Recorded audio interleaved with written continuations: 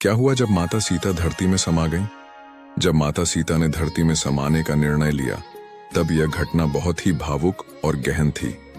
यह कहानी रामायण के अंत का एक महत्वपूर्ण क्षण है, जब माता सीता ने अपने पति भगवान राम पर अपनी शुद्धता साबित करने की आवश्यकता को समझा। सीता का धरती में समाना एक प्रकार का त्याग था।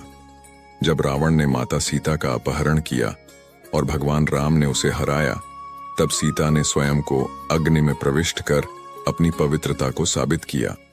इसके बाद जब राम ने उन्हें घर लाया, तब पूरे नगर में सीता की वापसी का जश्न मनाया गया। लेकिन राम के मन में एक चिंता थी। उन्होंने सोचा कि क्या लोग अब भी सीता को पवित्र मानते हैं? क्या वे उनकी शुद्धता पर विश्वास करेंगे? सीता ने इस स्थिति को समझा और एक दिन राम से कहा, मैंने अग्नि में प्रवेश किया था, लेकिन अब भी मेरे प्रति संदेह है। मेरे मन में एक प्रश्न है, क्या तुम मुझे पूर्ण विश्वास से स्वीकार करोगे? यह सुनकर राम का हृदय भर आया, लेकिन उन्होंने यह भी कहा कि उन्हें जनता की भावनाओं का ख्याल रखना होगा।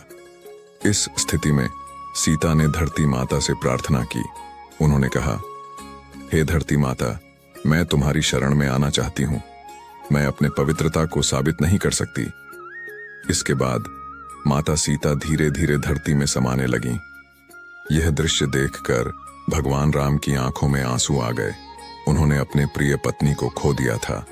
जब माता सीता धरती में समाईं, तब चारों ओर एक अंधेरा छा गया। धरती माता ने सीता को अपने अंदर समेट लिया और उनकी पवित्रता को सुरक्षित रखा।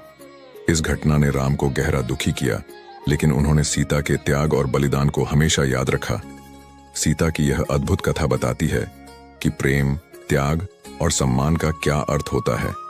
सीता का धरती में समाना एक प्रतीक है उनके अद्भुत बलिदान का। यह घटना हमें सिखाती है कि सच्चे प्रेम में त्याग और सम्मान होना अनिवार्य है। भगवान राम ने सीता को खोया, लेकिन उनके प्रेम और बलिदान की कहानी सदियों तक जीवित रहेगी।